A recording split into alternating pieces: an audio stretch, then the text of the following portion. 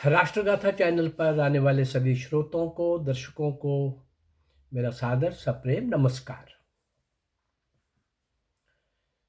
1757 से 1947, 1757 से टू 1947, 190, 190 वर्ष का कालखंड। दूसरे तरीके से कहना हो तो ईस्ट इंडिया कंपनी के आने से लेकर ब्रिटिशर्स के जाने तक का इतिहास, संघर्ष का इतिहास, बलिदान कुर्बानी का इतिहास, शौर्य और वीरता का इतिहास। वो लोग आए और हमने एकदम गर्दन उनके सामने रख दी और आज़ादी हमने तश्तरी में उनको सौंप दी। ऐसा नहीं हुआ भाई। समय समय पर संघर्ष हुआ, मुकाबला हुआ। उनके पास वेपन बहुत थे। वो आहिस्ता आहिस्ता हमारी कुछ कमियों के कारण, कुछ गद्दारों के कारण, कुछ लेटेस्ट वेपन्स उनके पास होने के कारण कई थे। ऐसा कई कारण मैं कई बार शुरू में जब लिया था स्वतंत्रता संग्राम के इतिहास की पूर्व की स्थिति और भूमिका और अवस्था, उसके अंदर ये सारे कारण मैंने आपके सामने रखे थे। हाँ, इस कालखंड में भारत मां की स्वतंत्रता को अक्षुण्ण बनाए रखने के लिए अपना सर्वस्व निछावर करने वाले बाल बालिकाएं, किशोर किशोरियां, युवा युवतियां और हरायु वर्ग के लोग, भारतीय नहीं, देश विदेश में, दुनिया के हर कोने में जहां भी भारतीय रह रहा था, समय समय पर, अलग अलग समय में, इन सभी स्थानों से, दसों दिशाओं से, हर कोने से, भारतीय नहीं, सारे विश्व के रहने वाले भारतीयों के अंदर एक तड़प थी, एक वेदना थी, एक कसक थी, एक पीड़ा थी, एक भाव उभर रहा था कि ये हमारा विश्व गुरु भारत, अरे पहले तो मुगल, पठान, तुर्क, अफगान, फ्रेंच, डच और अब ये इंग्लिश भी। हाँ, कमियां तो रही हमारी, उनके कूटनीति का और उनकी चालों का और अपने गद्दारों का हम ठीक से मुकाबला नहीं कर पाए। तो भी बराबर अंग्रेजों के लिए खौफ, भय का, आतंक का वातावरण बना रहा। एक भी समय ऐसा नहीं आया कि जब भारतीय युवा, भारतीय क्रांतिवीर वीरांगनाओं ने, नायक नायिकाओं ने समय खाली जाने दिया हो उनको चुनौती दिए बिना। देश और विदेश के किसी न किसी भाग में भारत मां के सपूत और सपुत्रियां उठ रहे थे और अंग्रेजों के लिए चिंता का विषय, चिंतन का भी विषय, भाई पूरे भारत पर हम आराम से सब शासन कर लेंगे, ये संभव नहीं है। इस कालखंड के अंदर जिन वीर वीरांगनाओं ने, नायक नायिकाओं ने अपना सर्वस्व निछावर किया, स्वतंत्रता रूपी महायज्ञ के अंदर अपने आप को आहूत किया, गुलामी की बेड़ियां काटने के लिए खुद कट गए, अरे फांसी के तख्तों पर झूल गए, जेल की लंबी कठोर यातनाएं सहते सहते दम तोड़ गए और काला पानी, सेलुलर जेल, अंडमान, घोर नारकीय नरक की कोई अगर कल्पना होती है तो उससे भी भयंकर ऐसे जेलों के अंदर गए हुए 90% हमारे वो क्रांतिवीर मर खप गए। अरे इनमें से किसी का भी नाम नहीं। इतिहास के अंदर इनमें से किसी को भी पढ़ाया नहीं गया, बताया नहीं गया, समझाया नहीं गया। ऐसे ही अज्ञात, पूर्ण रूप से अज्ञात। मैं लगभग 640 वीडियोस आप तक पहुंचा चुका हूं। लगभग 1700-1800 क्रांतिकारियों के नाम, इनमें लगभग 150 के आसपास तो महिलाएं ही हैं। आज भी एक महिला, एक मां क्या कर रही है अपने देश के लिए, बेटे के साथ किस प्रकार का उसका व्यवहार है, क्या वो विलक्षण ढंग से, तरीके से उदाहरण प्रस्तुत कर रही है। ऐसे ही अज्ञात, पूर्ण रूप से अज्ञात एक और क्रांतिवीर को और उसकी मां को मैं आपके सामने ला रहा हूं। चलिए देखें जरा क्या कर रहे हैं। ये नाम है श्री रामकृष्ण चक्रवर्ती। ये बेटे का नाम है। आगे देखिए, मां का भी नाम आएगा, श्री रामकृष्ण चक्रवर्ती।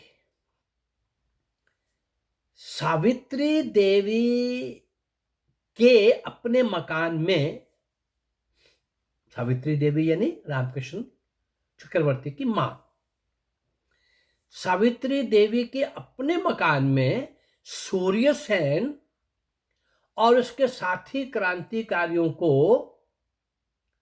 प्रश्रय दिया गया था सावित्री देवी द्वारा उनके घर में, उनके मकान में। उसके द्विमंजिला मकान पर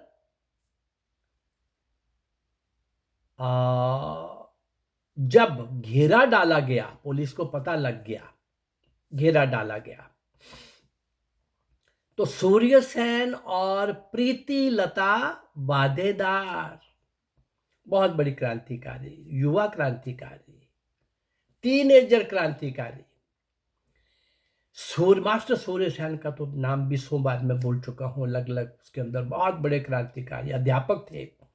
स्कूलों में बाल किशोरों को भी तैयार करते थे, किशोरियों को तैयार करते थे। और कहीं भी अंग्रेजों को चुनौती दिलवा देते थे, बम चलवा देते थे, पिस्टल रिवॉल्वर सिखाते थे, अध्यापक थे। तो ये सूर्यसेन, जब घेरा डाला गया तो ऊपर से सूर्यसेन और प्रीति लता वादेदार तो भाग निकलने में सफल हो गए, लेकिन पुलिस के साथ मुठभेड़ में क्रांतिकारी निर्मल सेन और पूर्व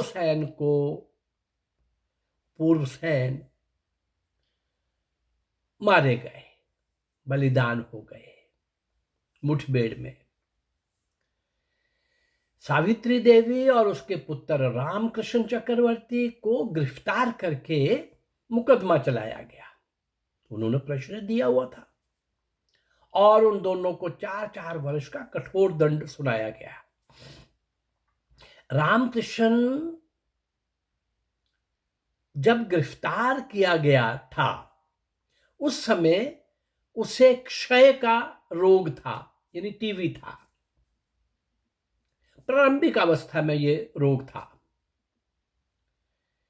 मिदनापुर जेल की अंधेरी कोठरी में रहने, पैरों में निरंतर बेड़ियां पड़ी रहने के कारण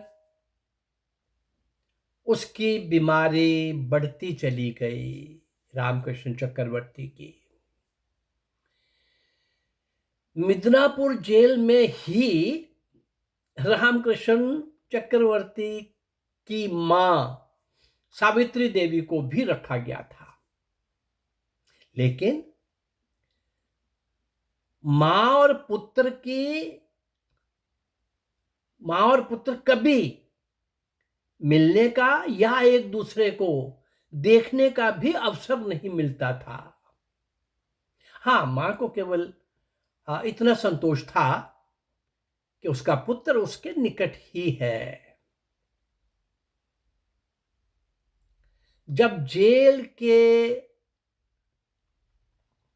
सेवकों से संतोष था मन के अंदर कि वह जेल के सेवकों से उसके विषय में पूछताछ कर लेती है। रामकृष्ण चक्रवर्ती उन स्वाभिमानी व्यक्तियों में से थे जो टूट तो सकते हैं लेकिन झुकने को तैयार नहीं होते। रामकृष्ण चक्रवर्ती ने जेल के अधिकारियों के अनुचित आदेशों की अवहेलना करना शुरू कर दिया था और हमेशा ही अवहेलना करते थे। और परिणाम ये हुआ कि उसे दंड स्वरूप जंजीर में बांधकर जेल की कोठरी में रखा जाने लगा। भीषण यातनाओं और मानसिक त्रास और बीमारी की पराकाष्ठा ने रामकृष्ण चक्रवर्ती को विवश कर दिया कि वे सारे बंधन तोड़कर मुक्त हो जाए। एक दिन सन 1936 वे अपनी कोठरी में जंजीरों में जकड़ा हुआ मरा पाया गया।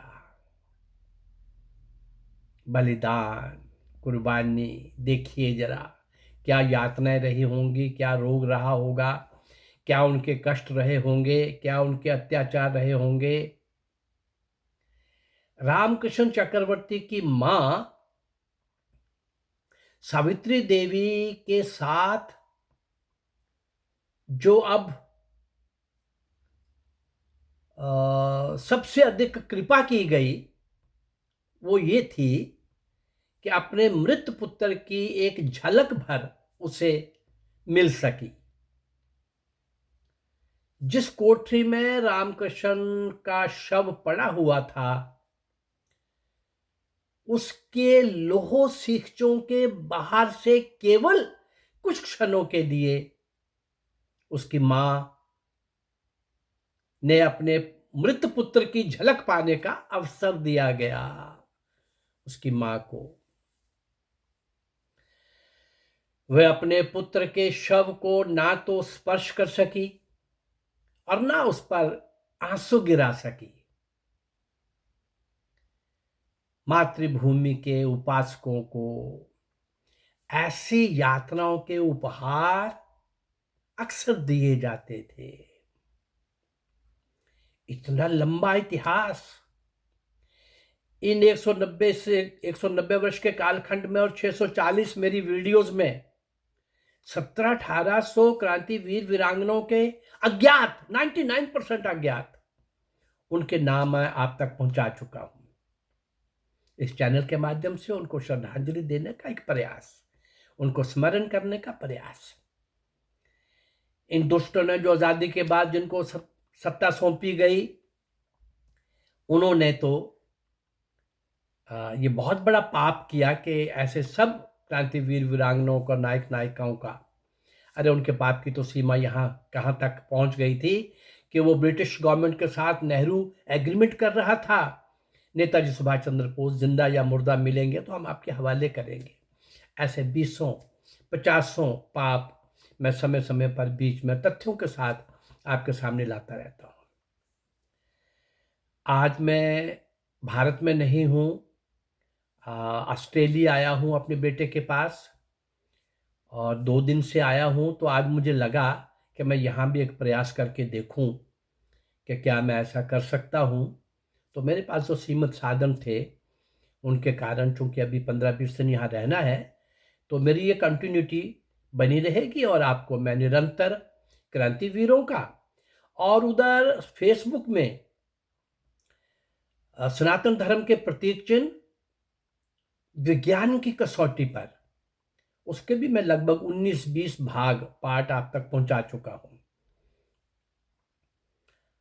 वहां उसको मैं फेसबुक पे लाइव भी करता हूं और दूसरे दिन में अपने व्हाट्सएप के साथियों को सबको मैं पोस्ट भी करता हूं। पर ये जो मेरा प्रयास है इन क्रांतिवीरों को आपके सामने लाने का, अरे जो लोग जो कौम अपने पुरखों को बुजुर्गों को क्रांतिवीरों को, कुर्बानी देने वालों को, बलिदानियों को, ऐसे त्यागी तपस्वियों को भूल जाती है जो कौम, वो कौम दुनिया के नक्शे से अक्सर मिट जाया करती है। लगभग 3 वर्ष हो गए मुझे इन 640 वीडियोस आप तक पहुंचाने में। अज्ञात उन सब लोगों को मैं आपके सामने ला रहा हूं। 99% ये नाम जितने भी मैं दे रहा हूं, कौन जानता है श्री रामकृष्ण चक्रवर्ती और उसकी माँ सावित्री देवी को? भाई मैं भी नहीं जानता था, कोई भी नहीं जानते थे। ये जिस जगह में पैदा हुए थे वहां भी अब कोई नहीं जानता, क्योंकि इसको इतिहास का हिस्सा हमने बनने नहीं दिया गया और हमें बताया गया आज़ादी नेहरू और गांधी ने लेके दी है। ये सब कुर्बानियाँ, ये सब यातनाएं, ये सब फांसी के फंदे, ये सब काला पानी का और जेलों की लंबी सजाएं, ये सब कुर्बानियाँ, और गांव के गांव जला दिए गए, निर्दोष लोगों पर गोलियां चलाई दी गई, जलियांवाला बाग अमृतसर का, जनरल डायर का वो पाप, ऐसे कई पाप पूरे देश के अंदर हुए। उनमें से कुछ भी नहीं पढ़ाया गया और बताया गया आज़ादी नेहरू और गांधी ने लेके दी। इससे बड़ा कोई मजाक हो नहीं सकता। चलिए इन अज्ञात बलिदानियों को, कुर्बान होने वालों को, उन त्यागी तपस्वियों को, मौन तपस्वियों को स्मरण करने का, इस संबोधन के माध्यम से श्रद्धा सुमन भेंट करने का ये जो मेरा प्रयास है। अगर ये प्रयास मेरा आपको अच्छा लग रहा है तो इस चैनल को लाइक करिए, सब्सक्राइब करिए और शेयर करिए।